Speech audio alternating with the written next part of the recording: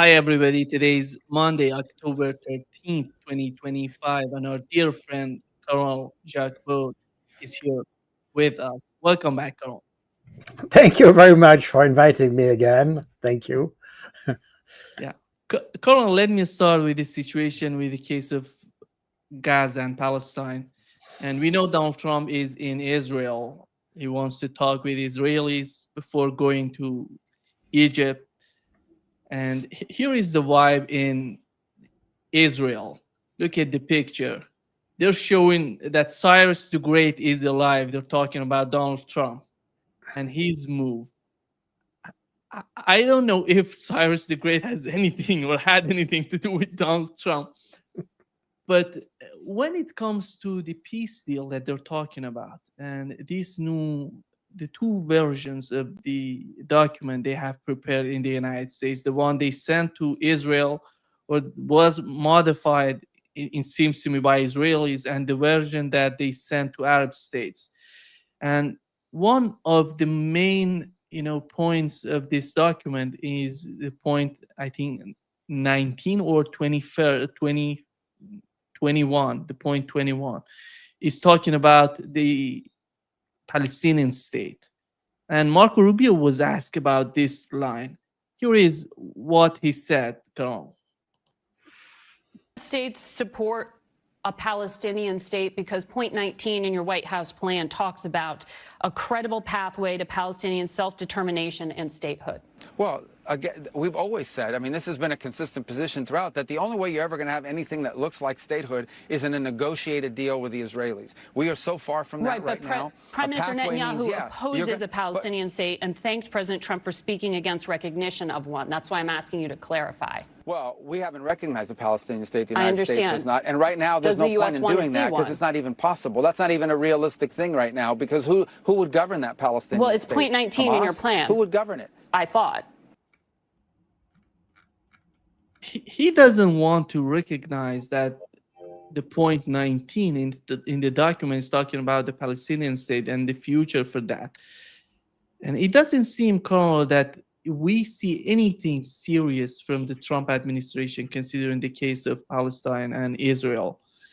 And it's all about releasing or, somehow helping Israel to release the hostages or the prisoners. Your take on that? Well, first of all, when we talk about a peace plan, I think we should more accurately say that it's a ceasefire plan, because what is in the document doesn't really provide for a long-lasting peace. Yes, of course, it talks about Palestinian statehood and all that, but there is no real process established for that, and there is no mechanism that ensures the application of all that. Essentially, in fact, what we have, and if you look at the reaction from the Israelis, the essence is to release the prisoners. That's what it is about, and the rest comes as a secondary point. And this is exactly the problem the Russians have with Ukraine, by the way. This is exactly the same kind of thing. The Russians want a process, an established process. The difference between Hamas and Russia is Russia has the means to leverage the decision, while Hamas has not really, or to some extent. But in fact, they are facing exactly the same kind of problem. Ukraine wants simply a ceasefire in order to restore its fighting capabilities or capacities. And in Israel, it's exactly the same thing.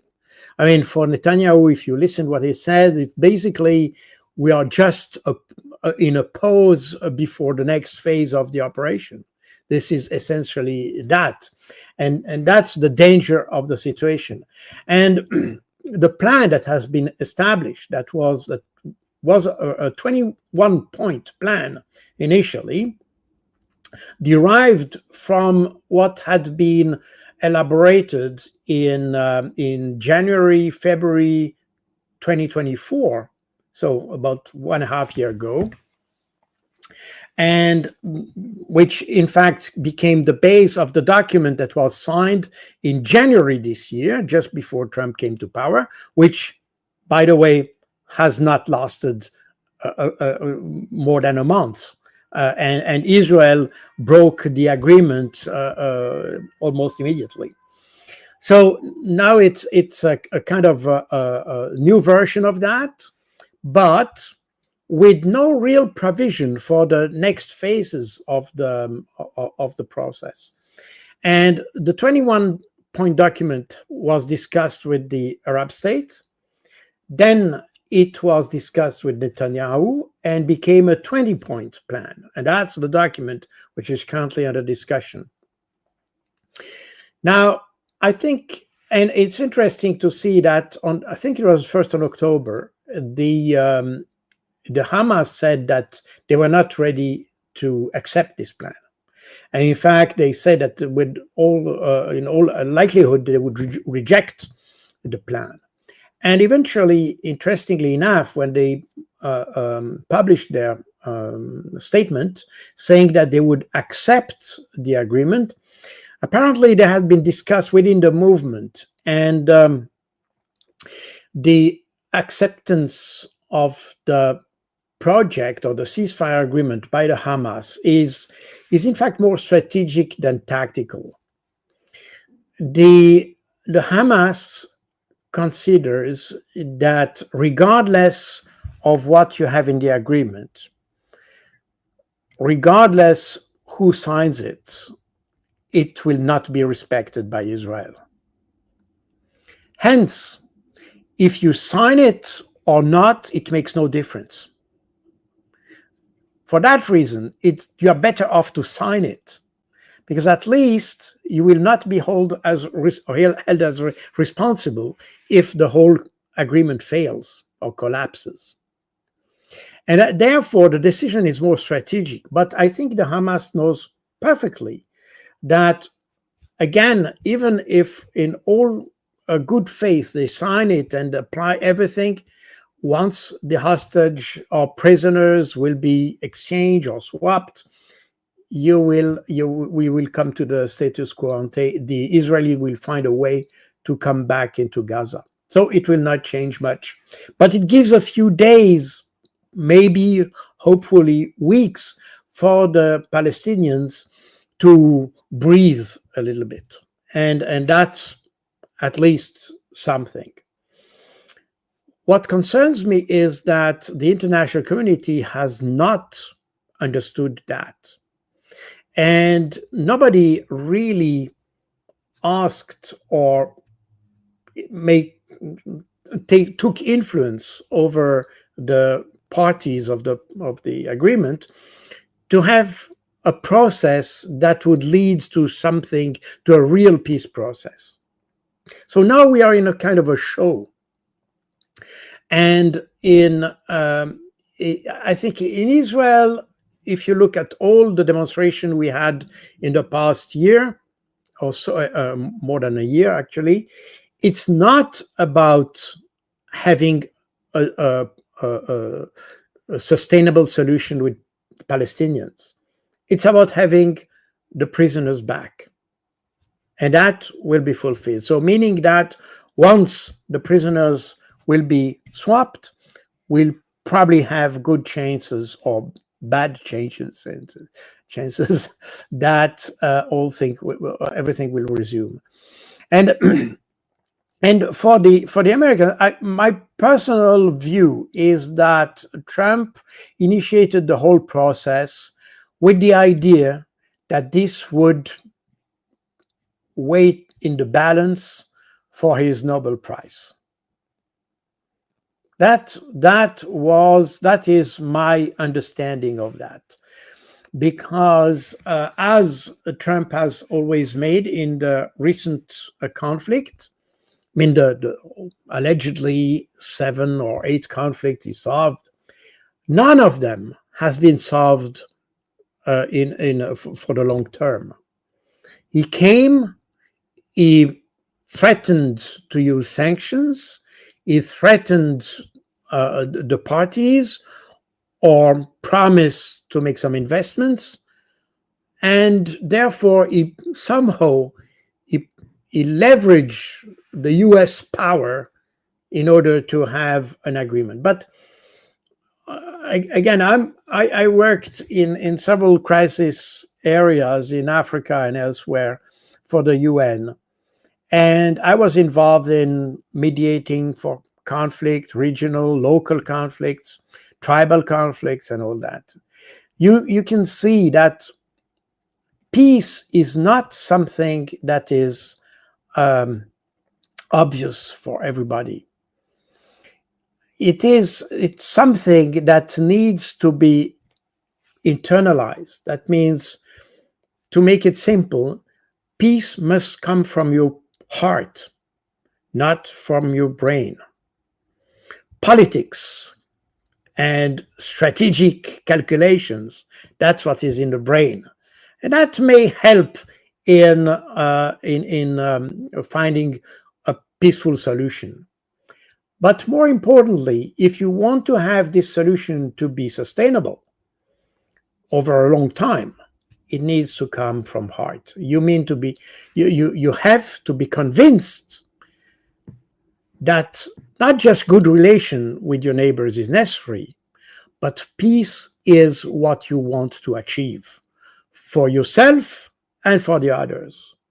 For that, you need to be at peace, of course, with the person you have in front of you, but you also need to be at peace with yourself. And that's exactly what we don't see in when we see, for instance, Europe, when we see US, when we see Israel. These are societies that are profoundly divided by different things, culturally, socially. There are so many factors that divide those societies. We have societies of people who have no satisfaction in life. And in fact, it reflects in the way we wage war, or how the Israeli wage war. The way when you start sniping at children and things like that, there is something wrong in you. It's not just something wrong with your adversary. It's when you have something wrong with you, with yourself. And that's probably the real problem that we have. And again, I can see a lot of similarities with what we see in Palestine as we see in Ukraine. The nature of the problem is slightly different. The nature of the victims is slightly different also. But at the end of the day, we find the same mechanisms in place. We find similar actors on both sides. And we see that the drivers of those actors are very similar. And these are people who are not in peace with themselves. And that's exactly the problem we have. There is no serenity in the discussion. And people are even afraid to talk to the enemy. When you see what happened after World War II, World War I, even in other conflicts, even during the Cold War, for instance, we were not afraid to talk to the enemy. We're not afraid of that. Even in the worst situation, we were able to talk to them. I mean, the Americans were able to talk to the Viet Cong or their representatives in Geneva. You had this with the Second World War. We were able to talk to the Germans after World War II and after World War I. And I come from a family where we had people fighting against the Germans for two wars. The First World War and Second World War. In my family, as an example, and I assume that most families were the same, there were never an argument against the Germans. It was never discussed when we had family meetings and things like that. I never heard anything negative about the Germans. On the contrary, I mean, they were not pro-German, obviously. They fought against them. But once the war was over, they realized that Peace is to the benefit of everybody. And therefore, it was a good move to have this handshake at the end of the war. And we don't need to fight again. Remember those examples that we had in World War I, when you had soldiers on Christmas Eve that used to play football with the Germans in the trench facing them. You had those examples. Where do we see that in Gaza? On the contrary, we aim at children.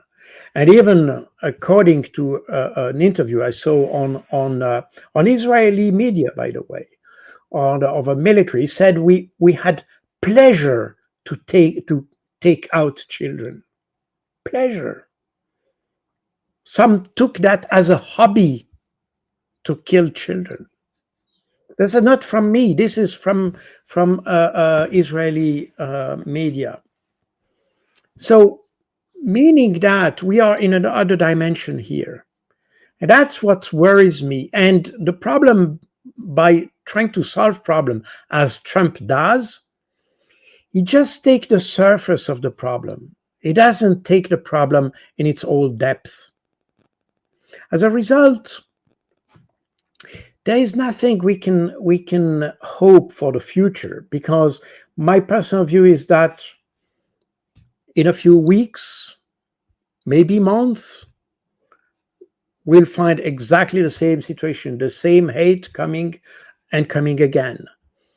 And the inability of the international community to acknowledge this problem, to acknowledge the nature and the substance of the conflict, and to force Israel to comply with international law, because at the end of the day, everything comes from there.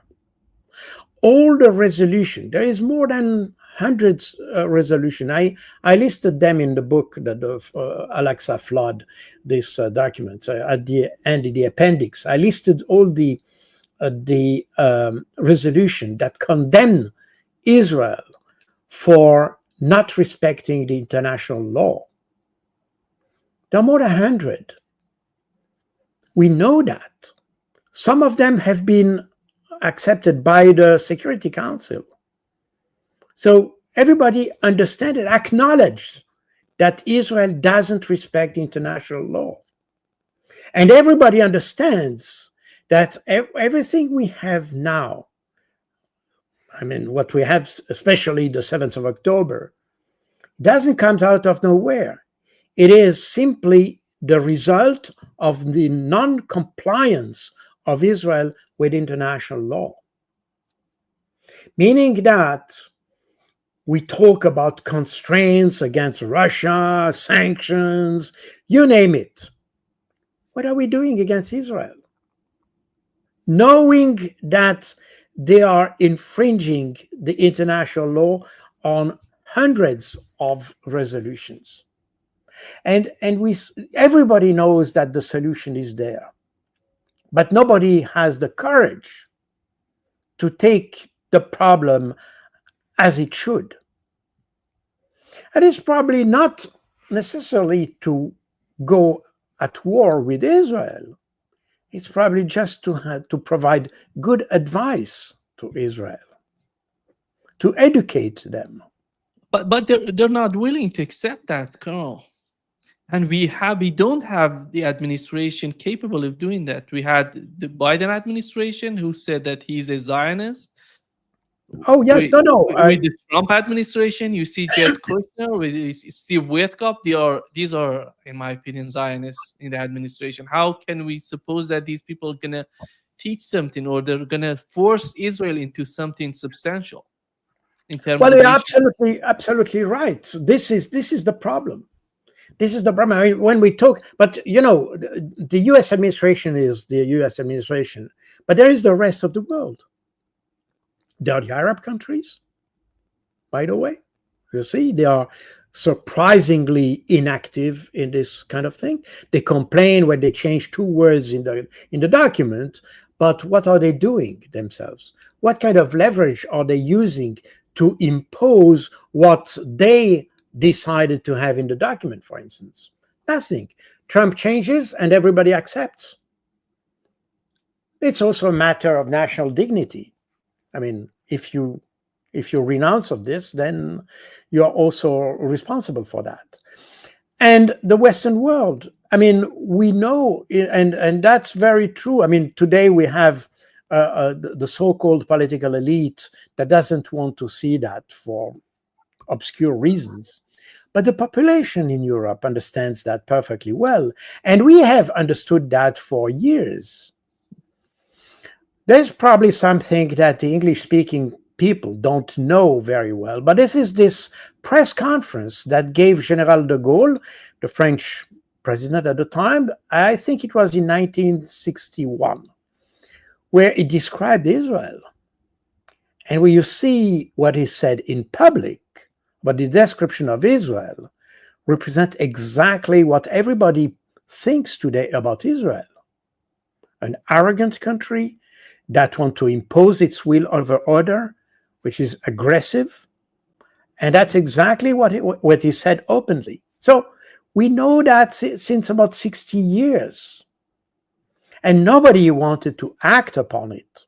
And again, acting doesn't mean to go punch and destroy Israel. It's not what I mean. But to deal with the problem diplomatically, trying to help Israel to go on the right path through diplomacy, maybe through sanctions, because at the end of the day, UN is able to take sanctions for those who have not respected the international law. So aren't we doing that for Israel? And that could be done by several countries, even unilaterally. Because at the end of the day, for instance, the sanctions that have been adopted against Russia, as an example, were not taken by the UN Security Council. They were taken in the framework of the EU, or if you take Switzerland, for instance, it was the sanctions were taken by themselves. These sanctions are not even, they are similar to the one taken by the European Union, but Switzerland doesn't belong to the European Union. So that means these are independent sanctions, and they are not confirmed or validated by the UN Security Council. So that means that if you can adopt sanctions against a country on your own, then that means you don't need the approval of the UN Security Council. Therefore, if you can do it for Russia, why can't you do it for Israel? You see? So this is the whole things there. We have allowed Israel to get to go into a situation where we are now almost too far to walk back.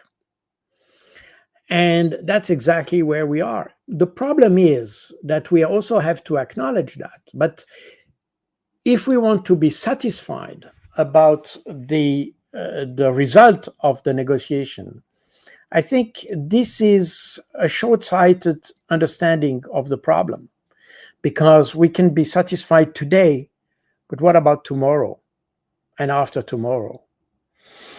And that's the real problem. We haven't really found a solution for the long term, and nobody is ready to engage into this conflict for the long term by providing, for instance, peacekeeping forces, as an example. And that's for the good reason. I mean, yesterday, I think it was yesterday, in Lebanon, a peacekeeper was wounded by Israeli attack in South Lebanon. So, meaning that even if you have a peacekeeping force, Israel doesn't care at all. It will shoot at anybody.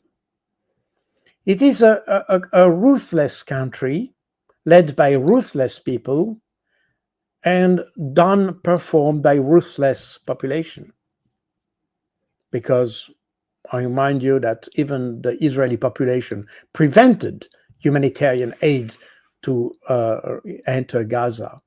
So we are in a situation where everybody understands that it's a desperate situation for the Palestinians, but nobody wants to act because everybody's afraid. We are afraid of the guy who can, in fact, kill yourself, kill anyone. I mean, we know. I mean, the case of JFK is in every mind, and we know that if you are against Israel, then you are. It's a mafia type of governance, and that's tragic. We have left a country behaving in that way in the international community at a time where when the international community was built after World War II, where precisely the idea was to avoid a situation where you have rogue states that decide for the fate of the rest of the world, such as the Germany, especially Germany and Japan. And the whole the international order after World War II was precisely built to avoid this kind of situation. But now we have exactly the same one.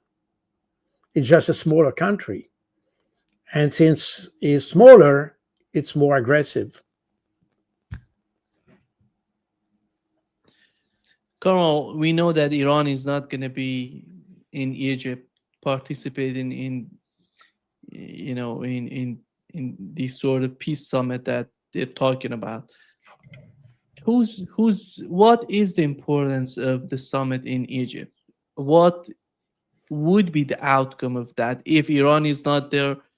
Most importantly, Hamas should be part of the whole process. You don't see Hamas being part of the process of preparing the document, because if you want as a lasting peace, is something substantial, something that could work for the situation in Palestine, in Israel, between Israel and Palestine, you have to see all sides of all parties involved in the conflict. You don't see that happening.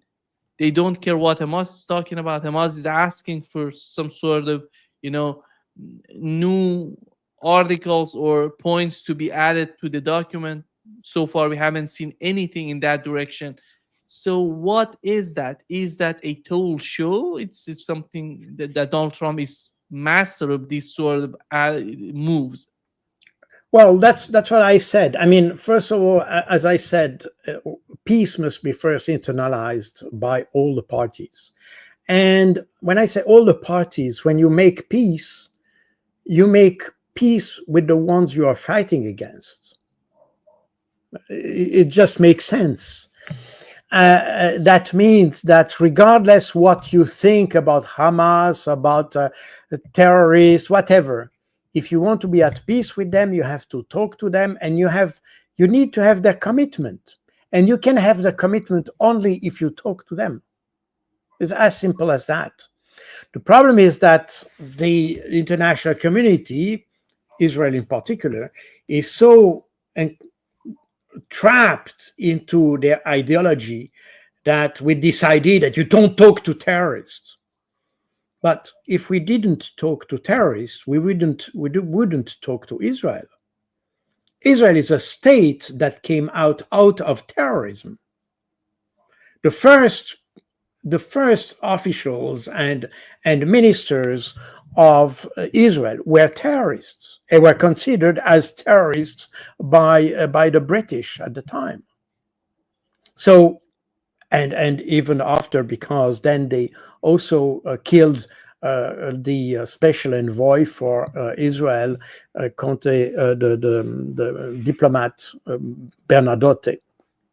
Was killed in September 1948 as he was there in mission to try to find a solution between the communities, and he was assassinated by the Israelis who came in power.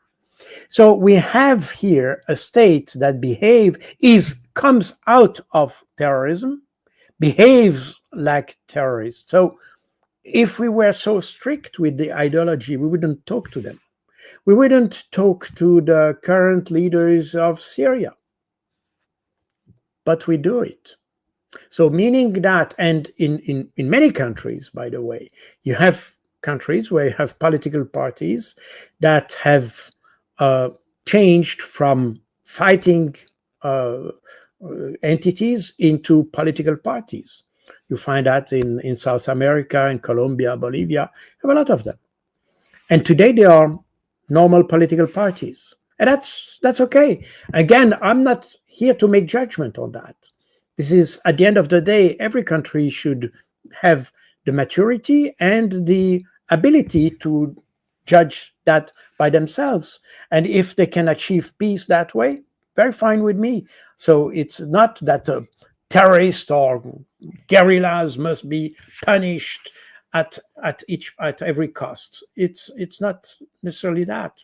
Every country has to find a solution, but you don't find a solution if you don't talk to your enemy. And therefore, the Hamas, regardless what you think about them, regardless what kind of adjective you put on them, they are a party to the conflict, and they need to be talked to. And without being talked to, you will have nothing but just a paper that will be signed. And that's exactly what we have in Sharm el-Sheikh. At the end of the day, it's just a show, because you don't have the major parties represented. It will just be a ceremony to, in fact, to show Donald Trump. I mean, that's how I see it. And I'm not sure something substantial would come out of that, because you don't have the actors. You don't have those who are directly involved. You don't have those who should commit themselves to peace. You see? Because peace, this is a two-way commitment. Both actors have to commit to accept the document. If only one party has the right to express itself, and in that case of the peace agreement, only the Israelis were authorized to amend the document. And the 20-point document we have currently is the document that has been amended by Israel without, by the way, the advice and the knowledge of the Arab states who were offended by this. But this is another topic. In any case, we have a document that has been worked out by one party and not by the other. So here, the fundamentals of peace negotiation are not respected. But again, that goes together with this kind of peace that Trump is advertising. You know, you go somewhere, you impose peace, and you assume it will last. This is a simplistic view. This is almost cartoonish. And I can understand, or not understand, but I can explain that Trump is that way. What I don't understand is that the people surrounding him, advising him, are seeing the problem in the same way. That I can understand. You can have one person who is a little bit, let's say, simpler than others. But if the whole team doesn't understand that, then that raises serious questions about the governance of a country such as the United States. Well, that explains a lot of other things, by the way, but but it's sad in another sense and concerning, because you would assume that with a huge task as leading a country such as the United States come huge responsibilities as well, and a very deep understanding of the substance of the problems, and not just kind of a superficiality that we have. What we have in Sharm el-Sheikh is something that they could have done in Las Vegas, probably. Would have been exactly the same. I mean, that's not the way I would have done it. Let's put it that way. But I'm convinced that had I done it, and I'm here again, we have to be very modest because the problems are huge. But I would have done it in a way that allowed to have a sustainability to the agreement, meaning that what we do will last for several years, provided everybody plays by the rules, which is also something that that Israel has not demonstrated so far. Because, as I just said, we remember that Israel signed an agreement with Hezbollah last year in November, if I'm not wrong. And since then, they have continued their operations there. They didn't withdraw from South Lebanon, and yesterday they striked on 6 places to destroy about 300 civilian vehicles there. I mean, heavy vehicles for construction work and things like this. So, what is the value to sign something with Israel? I think that's probably the most concerning problem in that situation. The show and all that, we know that is okay. This is just about appearance. But when it comes to the substance, the real problem is, do we have a reliable partner in this deal? Can we trust the Israelis when they agree with something? And the problem is that the Israelis have a very, very flexible understanding of the vocabulary. I have explained in my book, the book which is there, how many people have been killed during ceasefire by the Israelis, because the Israelis, as an example, and that's very true for Gaza, not since the 7th of October, but even before. When they have an agreement with Gaza, the factions in Gaza, wherever, there's a ceasefire. But then, if they feel like killing a leader of some faction or thing like this, they can kill it with a strike, with an airstrike, which usually kills several people because they send a bomb. They don't. It's not a sniper. It's a bomb that kills probably a whole house with the whole family and all that. But Israel doesn't consider that as a breach of the ceasefire. That's very interesting, because for them, killing a terrorist is something different from the ceasefire that was agreed on. And therefore, with this kind of flexible understanding of vocabulary and the concepts, you can never trust them, because they will always find an explanation for breaching the agreement. And that's the essence of the problem. They can breach the agreement and say, well, but he was a terrorist, so that's beyond the agreement. That has nothing to do with the agreement. And that's an essential problem, in fact, that we have since the very beginning. I mean, even before the apparition of Israel, that comes back, traced back to 1947. They interpret things, and the whole history, in fact, of Israel is based on a mythology. Literally, I mean, everything is a myth. There's nothing that has been that can be validated by the facts. You see, when the General Assembly accepted Resolution 181 in November 1947, they didn't give anything to Israel. Today, you still hear people who say, well, the UN gave us the territory. No, UN has not given anything, not a single square meter. The whole process of deciding whether it should be one state, two states, and how it should work, all that should have been done through referendums.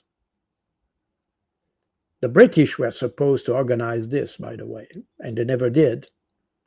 But this was supposed to be, the situation should have been handled through a democratic process based, as it is stated in the resolution, based on the right of self-determination for people, for the people.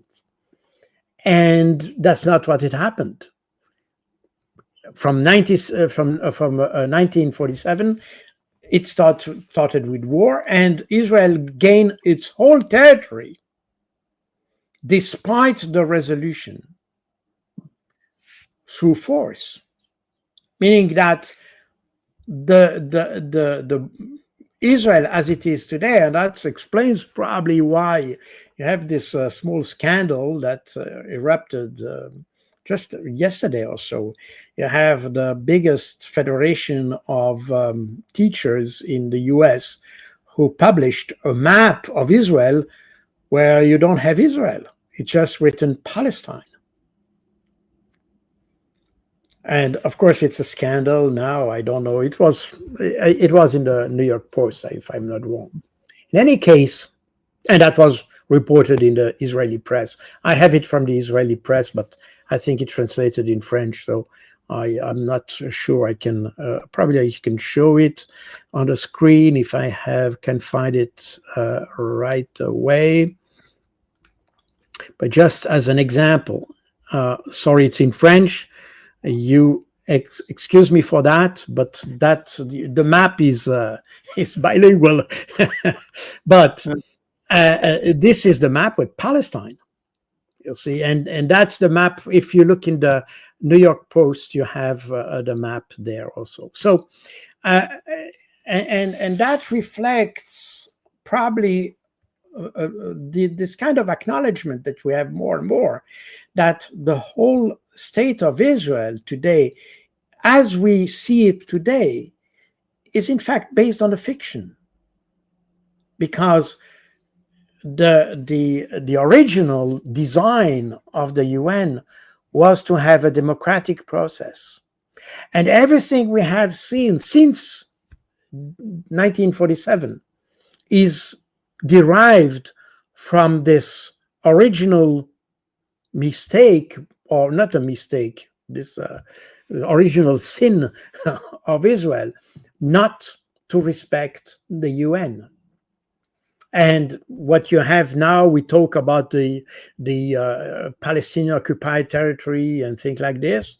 This is only the tip of the iceberg of a sequence of events where Israel has never accepted the ruling of the UN. So, what can we expect today from an agreement that in fact, it was interesting in Newsweek, and you have, and probably can show it because I have it here. You see, we have, and that's exactly what I'm saying. Israel continues to bomb Lebanon despite truce. Will Gaza be different? What can we expect from the situation in Gaza if other agreements were not respected? Exactly. I think the main point with Israel is this. And Carol, when it comes to the situation in Ukraine, in your opinion, who has the escalation dominance in Ukraine? It seems that in the mind of Europeans, and I would say in the mind of Donald Trump himself, the escalation dominance, it belongs to the United States. The way that he thinks, that he says that he's so disappointed with Vladimir Putin and his attitude, but in reality, it doesn't seem that's the case for the West in Ukraine. Well, there are two things. First of all, there is this very strange understanding in the West that Russia is inherently weak. And that's the first thing, which is quite disturbing. This kind of denial of reality. We see that the Russian economy, for good or bad reason, but the fact is that the Russian economy is booming, and probably not booming at a level we could see last year, but today's has slowed down a little bit.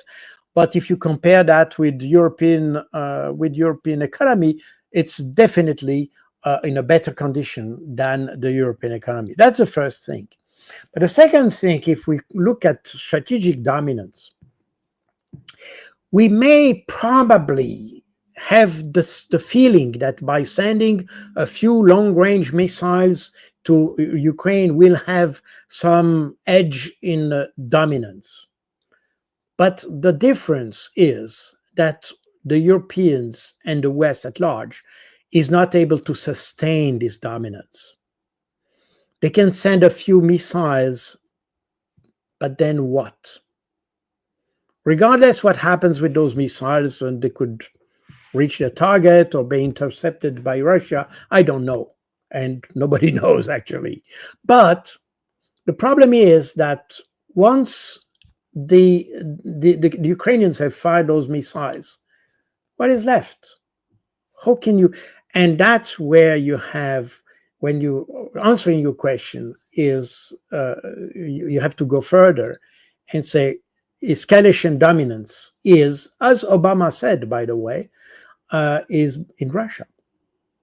They have escalation capability, dominance capability, because regardless of the equipment you can send to the Ukrainians, the Russians are able to do better and for a longer time. Therefore, we may have the illusion of a dominance if we send Tomahawk to Ukraine. What will happen?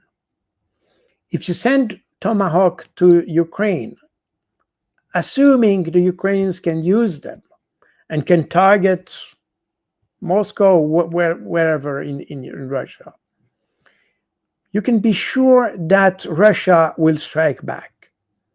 And they will strike back stronger and for a longer time. Look at what happened simply with drones, with, in fact, everything, with tanks, manpower, drones, you name it. It was always, we send weapons to Ukraine, and with the idea that it would be the game changer. And in fact, none of the weapons we provided were game changers. Neither the Javelin missiles at the very beginning of the war, nor the tanks, Leopard 2, M1 Abrams, Challenger 2, and so on and so forth, they were not able to change the balance of force. And in fact, we were constrained to send those weapons because precisely the Russians had dominance. Same with the F-16s, same with the Patriots, same with everything. And now we learn that even the Russian missiles are able to defeat Patriot missiles. So the Patriot missiles today is only able to intercept something like 6% of the targets. And probably when we talk about 6%, a lot of decoys in that. Meaning that the final effectiveness of the Patriot is probably close to zero. So the Russians have this dominance.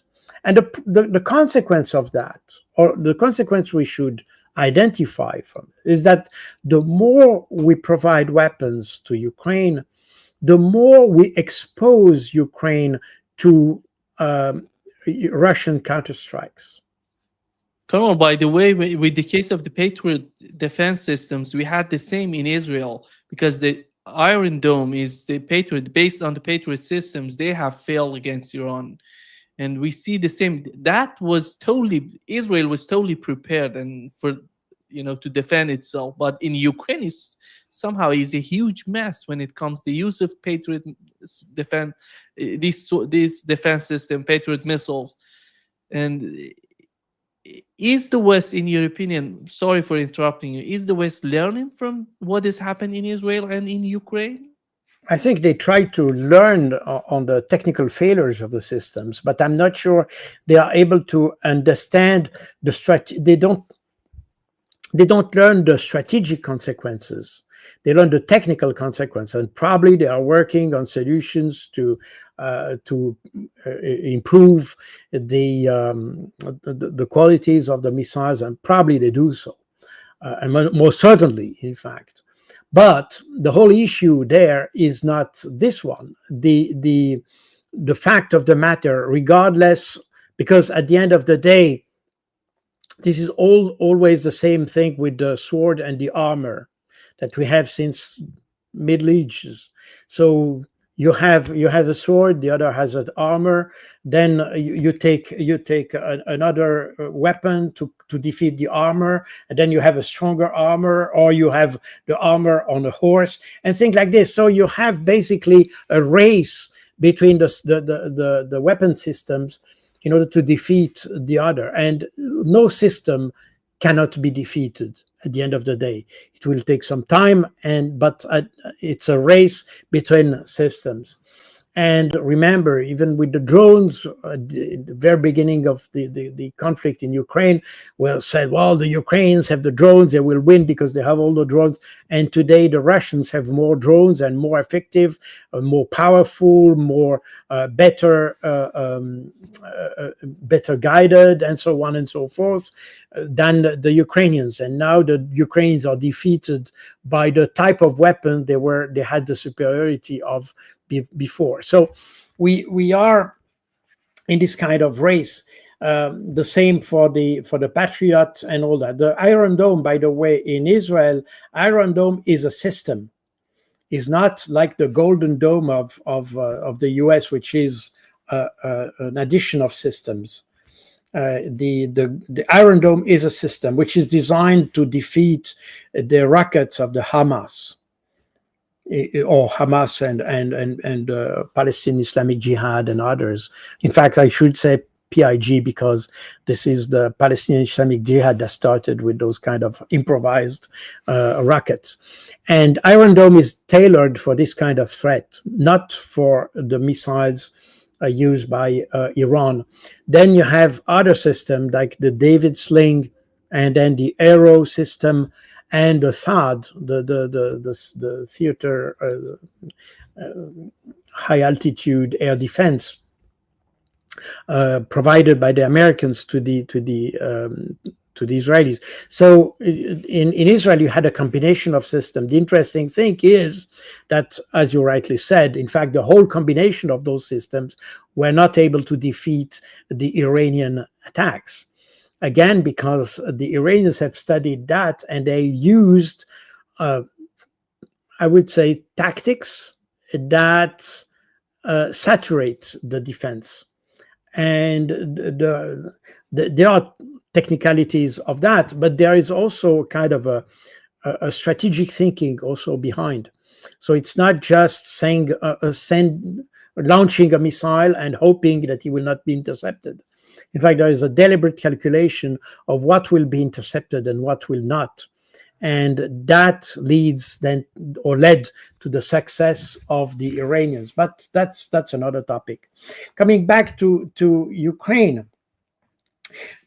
we see the limitations of the Western weapon systems, but also because the West has shaped its armored forces based on the last 30 years, the wars that it has waged in the last 30 years. And in the last 30 years, all these wars were in the Middle East and elsewhere, where the adversaries had no air power, meaning that there was almost no need for air defense. Therefore, in fact, the Patriot has been the PAC-3, as it's still used today. It has probably received some improvement, but it was designed to counter the the Scud threat of Saddam Hussein in 1991. You see, so and since then the system probably got some slight improvement. I mean, I'm not an expert in that. I can assume so, but not significant improvement to reach objectives such as the Oreshnik, as an example. So suddenly, these systems that were designed for another type of war are caught in a conflict where you have a new generation of weapons used by the Russians. And that's exactly what we have in armored warfare, in infantry warfare, in drone warfare, in air warfare. You have all that because the West had no need to develop those technologies and new tactics and new operational solutions for these problems. As a result, now, since Russia was not involved in those conflicts, or not significantly, despite a few months in Syria, when Bashar al-Assad asked for help for the Russians, and they came to help for a few months, and then they went back. And probably they used that as an opportunity to test weapons, by the way. So it was more like a test range than anything else. In any case, this didn't influence the basic concept of the design of the armed forces. And the Russian armed forces have always got a system, the armed force as a system designed to defend the country. It's not to project force, not to project power somewhere in the world. That's for defending Russia. While if you look at the French, for instance, when they provided those AMX-10RC, those reconnaissance vehicles with a 105mm gun, this has been defeated in the first weeks when they were deployed in early 2023, because these systems were designed to be part of a force projection to North Africa. They are not designed to fight in the mud of Ukraine. As a result, these equipment were absolutely not adapted to the kind of terrain and the conditions of the environment of the conflict in Ukraine. And that's the fate of a lot of equipment that we have in the West. I mean, the Leopard 2, and I used to be commander of a tank battalion, a Leopard 2 battalion, is a perfect weapon to fight in Central Europe. It's very high, the tank is very high, so you can hide behind a hill and so, and you can lower your gun in order to fire with the protection of the hill if you want. If you look at a T-72 or T-90 or T-80, which were designed to fight in a very flat area, the tank are flat, meaning that if you don't have a hill, you don't need, you are protected by the shape of your tank. In Ukraine, a Leopard 2, where you don't have hills or very little, it cannot be protected by the terrain. He's completely exposed, and the silhouette of a Leopard 2 is much higher, therefore is hit with a higher probability than a T-90 or T-72. So meaning that even equipment that are very well designed for the environment it was designed for, I mean Central Europe, cannot be used there.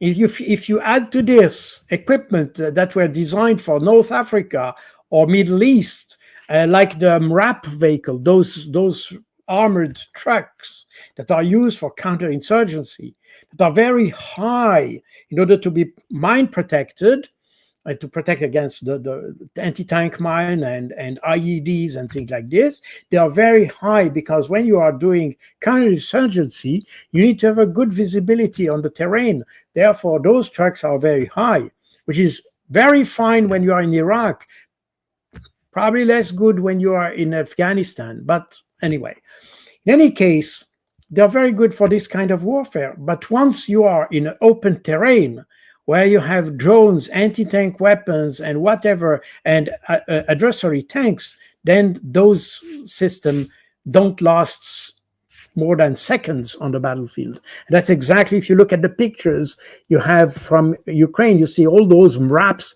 that have been destroyed, and you have hundreds of them because you cannot miss them.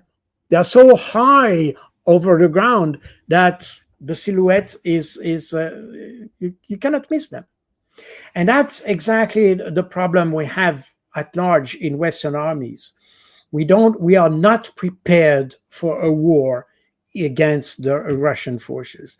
And the Russians, when I said their equipment is designed to defend their country, it means that this equipment is not designed to fight in Central Europe.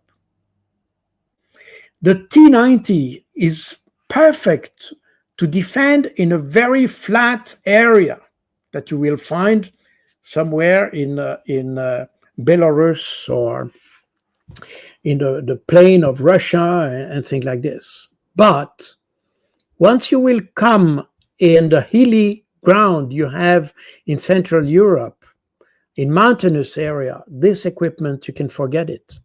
Meaning that the Russians don't have an equipment designed to fight in Central Europe. And that's not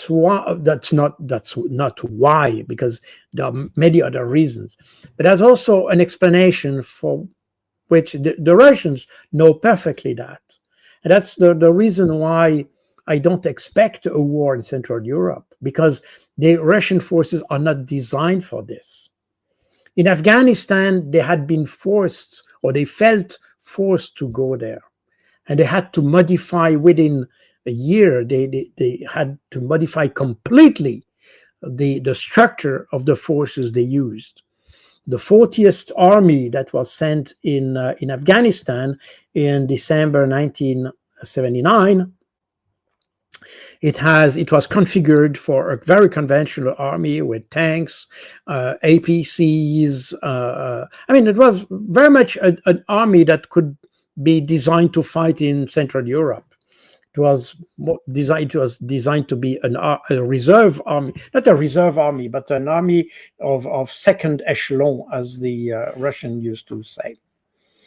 And it was definitely not designed to fight in Afghanistan. But that's the one that was in the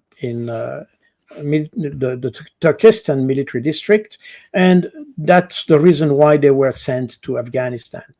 But after 1 year, they understood that the kind of weapons, the kind of structure they had was not suited at all for the kind of warfare they needed in Afghanistan. Therefore, the whole army was restructured during the conflict, by the way, which is quite extraordinary.